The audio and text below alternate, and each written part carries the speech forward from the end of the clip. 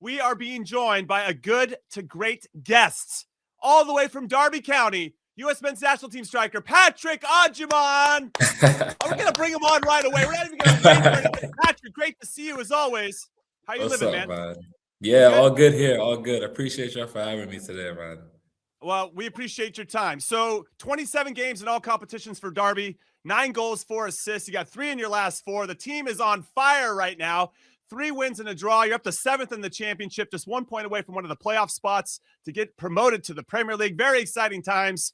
So what's changed? What kind of water are you drinking in Derby, and can you share it with the rest of us? Nah, man. I think the main thing for me was just like kind of getting healthy. I felt like obviously I was dealing with the pain and the surgery, and after, it takes time. It doesn't just like fix itself right after. Like, you got to build into it. Body has to get used to everything. So I feel like once I started feeling good in my personal self, I was able to start feeling more of myself and playing my game. And I think the boys in general, we just started to click. I think, in the past couple of games, we found like the right system that works for us. And yeah, we just been playing and enjoying our game, man. Can't lie. Patrick, yeah, congrats on everything that's been going on lately. Glad to see you back on the field. So talk about that journey a little bit, right? You get there, you're injured, like the mental part of it, right? You want to make an impact on the team, but of course you got to be on the field to do that. And then kind of your steps moving forward here, and then I guess the biggest part so far that you've improved on in your game. Yeah, it was tough. Obviously, since I know for the beginning of 2025, I've been dealing with like the pubalgia pain or the sports hernia. Obviously, it wasn't as bad in the beginning, but I knew something was wrong. And going throughout the year and into summer, I realized I needed to get something done because I just didn't feel like I could move the way I'd hoped so. So then, I get here and we do the double up, and it was good. I feel like in the beginning I was stressed because I never had surgery before, but the way they had the plan for me, they said, we're gonna take time, make sure you feel good and ease you back into everything. Like, they encouraged me. They were like, no stress, just know that we're gonna make sure we put you in the best position possible. And like the guys here was always, checking in, encouraging me. And I think, leading back into me training, they just, they made me feel comfortable and they allowed me to adjust. And once the game started to roll, they were like, all right, this is where we have to go. We got to start working hard and demanding a lot from me and everybody else as well. And yeah, ever since then, I think, my body started getting better and better. And I feel like I was able to just, move more freely than I've used to be in the beginning of the year. And yeah, man, like now I just feel like I'm kind of getting my feet like better now. And I feel like I'm in a rhythm and I just can just enjoy the game without thinking about anything else. So you're catching a vibe. That's what I'm getting here. You're catching a real vibe. So yeah. I want to talk about you right now, right? 3 goals in your last 4 matches, 3 goals and an assist. You're talking about your body physically, but since arriving in England, what's the biggest change you've noticed in yourself as a striker? Not just physically, but more mentally. Yeah, it's like I feel like I'm more in a mindset of like I want to be relentless. Like, I just don't want to stop. I just want to keep going. Like, every game, I want to give every defender, anybody I play against, the biggest headache. Like, I want them to all know that they were in a game. Like, it's obviously the coach is a bit different. Like, everything's so like football focused here. Like, it's just that's it, And for me, when I'm playing striker, like a lot of defenders try to just like kick me or put me off my game. Hey, that's Jimmy Conrad, by the way. That's Jimmy Conrad, by the way. I might have done that to you, Patrick. I can't lie. Hey, you have to though. You have to. I can't get mad. But obviously, I'm not just gonna let that happen. Like, I'm gonna hit you as well. So it was kind of like adjusting to that part, and then I think like in the box, I feel like in the box finishing is what I was working on, especially like the aerial part. Obviously, I'm taller, like. We've been doing a lot of work here and, just my positioning to know where I can, affect the game more and like make defenders like worry about me more instead of just me being static, like how much movement I'm doing. So I think a lot of that has all played into just my development here. Do you have an individual coach working with you on that? Is this kind of a combination of you watching yourself play, watching games, having the head coach, or is there a personal coach that says, hey, let me help you with your finishing technique. Let me help you with your runs in the box or the awareness. Like how is that game coming together for you? Yeah, it's clips. It's a lot of clips from training to games, just the little details of what I tend to do or what I used to tend to do, and then what will help me get to maybe the next level or whatever I want to be, as a player. And to training, like they're on me, like Pat, this is the moment I'm talking about. This is that. It's just all those details that they're trying to just get me into that mindset of like, being a top striker. Ultimately, that's where I want to be, and they want to push me as much as possible. So, in training, like when making the right runs, arriving the right time when the cross is coming in, just making sure my positioning is right in order to be ready for whatever opportunity comes, as a striker, because you only need one chance to score. So that's the main thing. It's just making sure I'm like fully there, fully focused, and switched on all times. Yeah, I absolutely love that. One of the things we all preach as coaches is that the little details make a big difference, right? So I'm going to clip this out for all the kids that I coach because I think it's really important what you just said. For sure. All right, so Derby are in the thick of a playoff race. Maybe the club didn't expect that this year. From all the predictions I went back and looked at, they're like, oh, Derby mid-table, don't worry about it. I'm not going to do one thing one way or the other. But now you are here in the conversation, and you're taking on Ipswich, which is a big one because they're above you in the table this upcoming weekend. Are you getting kind of that playoff race feel? Well, I guess that's what Americans would call it. You can feel that there's a little bit more on these games than decision day, MLS. MLS decision day. MLS decision day. It's tricky for me because like I'm just up for every game now. Like I just can't wait. I don't really put pressure on myself in that way. Like to guys, we're in the playoffs, we have to do this. No. It's more like let's just keep enjoying the game we've been playing. Like I think all of us are just very like up for this game coming up because we feel like we're in a proper rhythm now. It's a bit different when it's you're winning games, but you're not really like sure how you're winning games. You're like, all right, we got kind of we squeezed out a late minute header or whatever. But now like we have like a system that we're kind of playing with now that works. So I think everyone's just up to show like the whole league that we're not to be doubted no more. So yeah, I'm just enjoying my game. I can't wait. I love that. What, Patrick? Why was Derby County the place for you? Right, there had been rumors after during the Gold Cup that there were teams in France and who knows what they were, and then of course you had Dean Smith, your manager, who had some comments that maybe weren't favorable to the championship. But you also have Tim Ream, and you have Zaha, and you have Nathan Byrne, who actually was at Derby County, right, for a couple of years. Like, what was the conversation with all those guys that you essentially in the end said, hey, this is the place for me? Yeah. So obviously, like as time was going, like there was a lot of transfers, rumors, and obviously I've talked to different clubs as well, like you said, France and England and wherever else. For me, it was how I feel like I'll fit, and how confident the staff would be with me. A lot of times I didn't want to be like in a position where I'm always, just obviously you're fighting for a spot, but you want a club that really wants you to do well, like as a person, as a player, and as the whole team. Like I didn't want it to be like a piece. I wanted them to, like invest in me a bit to show me like, okay, Pat, we want you to get here. We want to help you get to where you want to get to. And, like Derby right away, they've just been helping me. From the beginning, first call, like I felt like they were like a family.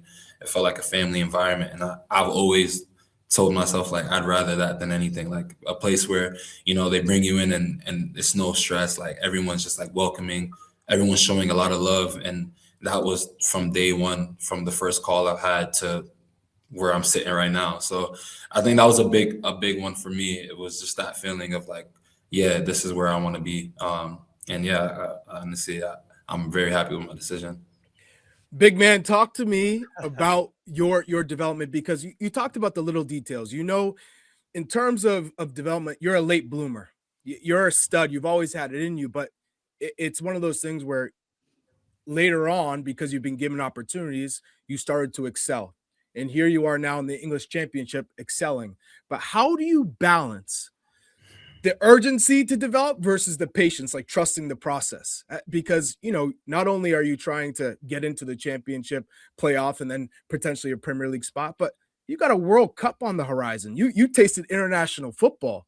So, you're looking across your shoulders and you're saying, okay, Balogun's playing at Monaco in Champions League. Pepe's at PSV playing Champions League. You want that too, right? So how are you balancing that, staying focused and not, letting the lows take you too low or the highs take you too high?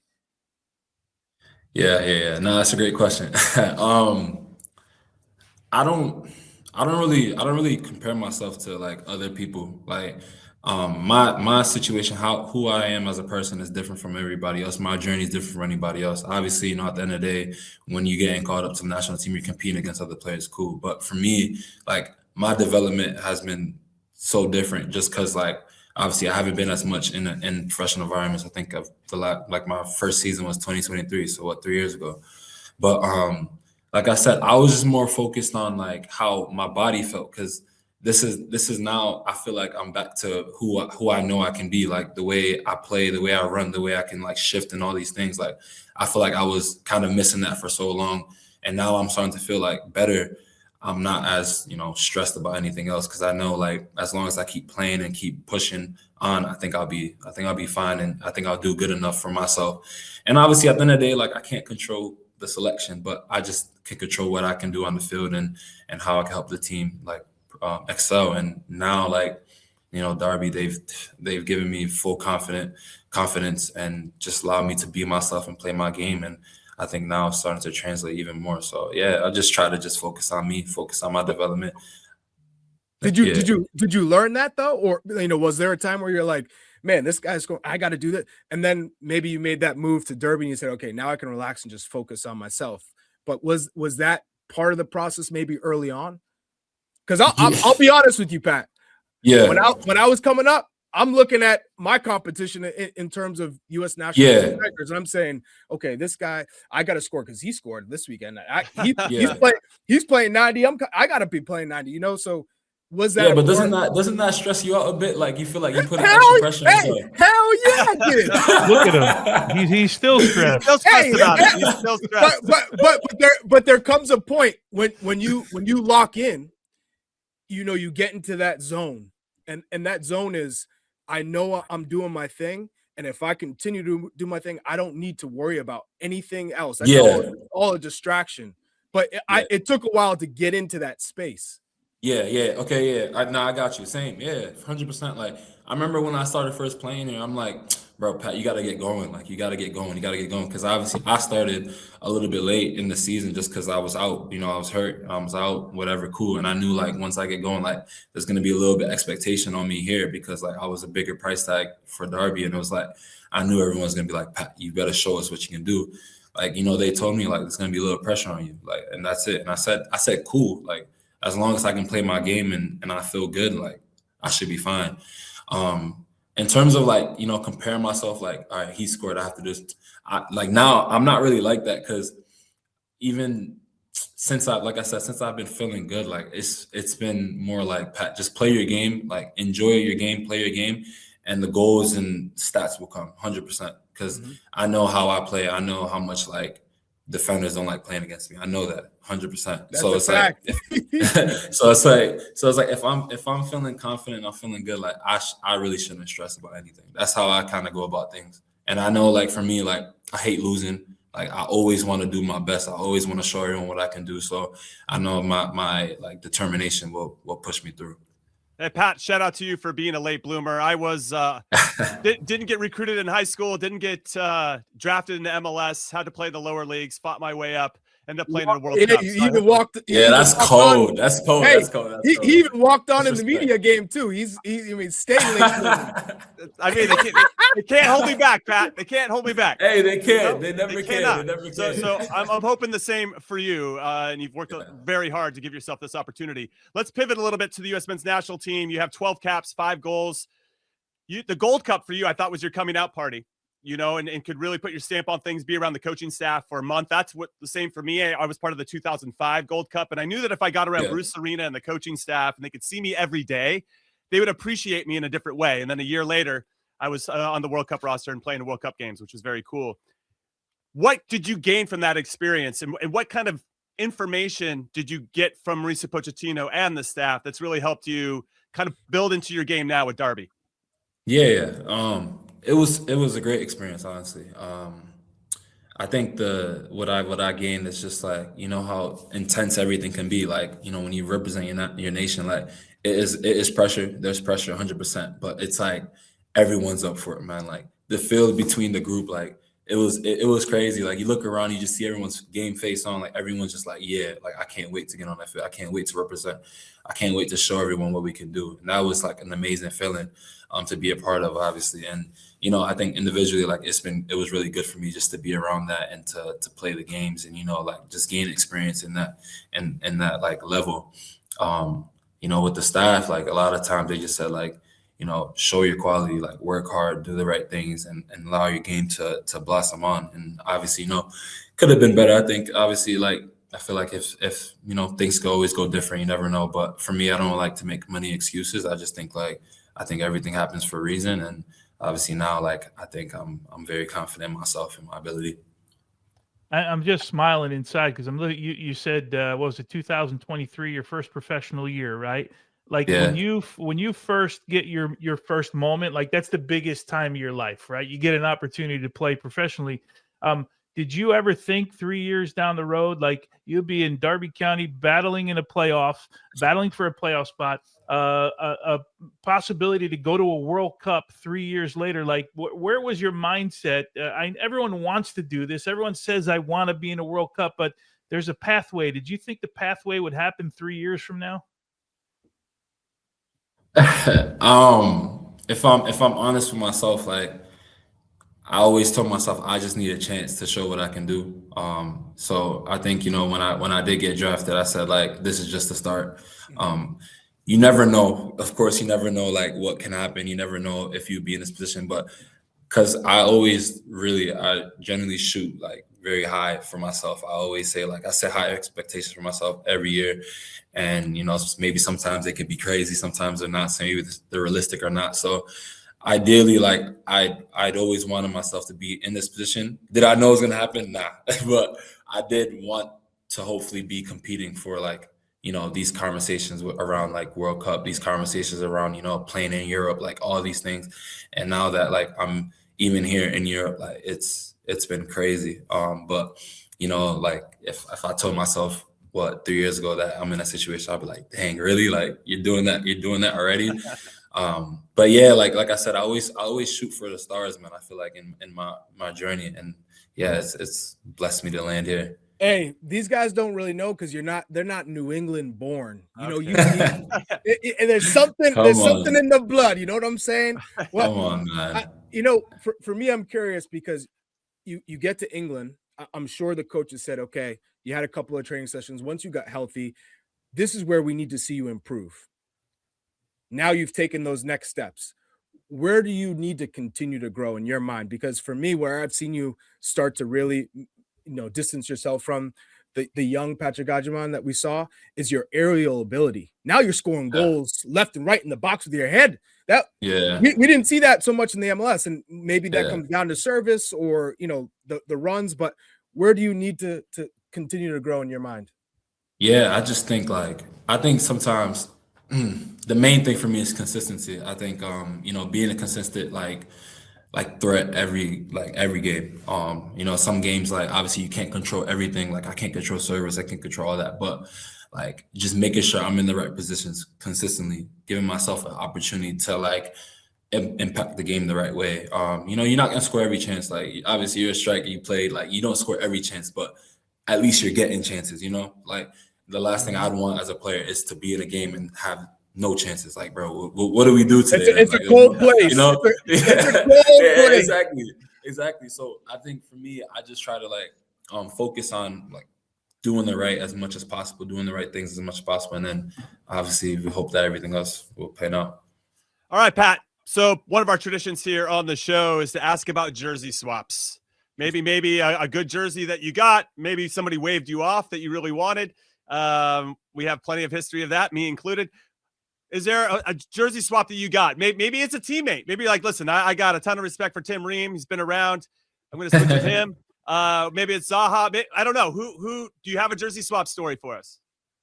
Yeah, I don't know if I feel like I told you on this one though. Oh, like maybe you did because this Can you remind us what that one was? Unless you've leveled up on that. It's been some time. No. That's probably the best one now. Okay. Still, like I've jersey swapped with a couple of the boys, like like George Campbell. We swapped. Damian, when he was here, we swapped as well. Like, so I did a couple of swaps, but like my main one was when I did Busquets in MLS. Ah, that's right. You remember it? I remember. Yeah. Oh yeah. Hey, that's a fantastic. It was one. bad. I was because it was the first home game, or when we played them in Leagues Cup 23. Like he said, he just came up. We like, shake hands after the game, whatever. He's like, good game, And I like was upset that we lost. I went into the dressing room. I'm like, yo, Pat, why didn't you ask for a shirt? So in my head, I stuck with it. And then the next season they came to play in Charlotte, and we lost 2-1. And I remember in the game, like we had a quick conversation, and he was like, if you score, I'll give you my shirt, whatever. And I think like 10 minutes later, I ended up scoring. So he looked at me. Yeah. He motivated you like that? Damn. But the issue was, so like he looked at me, laughed, and then I got a red card in the 93rd minute in that game. So I went into the dressing room, and then I remembered the conversation, and I was like, nah. I fumbled it. But then we played them again in like September or something. And the whole day I was like, yo, don't do anything crazy. Don't do anything stupid. Just play. And right after the game. I love that. Yeah. Third time's the charm, huh? Third time's the charm, yeah. Wait, what about English language? Have you picked up some of the slang, the words? What are we talking about in the locker room? How's that dynamic? Yeah, it's good, man. They make fun of me a lot, to be honest, because I'm the only American in the dressing room. So like, they make fun of my accent all the time. They always be like, "What's up, dog?" I'm like, "Bro, I don't say that." That's very Clint Dempsey, I think. Say, Yeah. What's up, dog? Yeah. It's good here though. I'm enjoying. Awesome. Good bonds. Patrick, Good Good bonds. for you, man. Yeah. Patrick, we really appreciate your bonds. time. You're on an absolute tear right now. Long may that continue, and continued success for you both for club and country. Patrick Agyemang, everybody. Appreciate y'all, man. Absolute beast. Good luck against Ipswich this weekend. We hope it goes well. Keep banging in the goals. Appreciate y'all, man. All right. No worries. Thank you.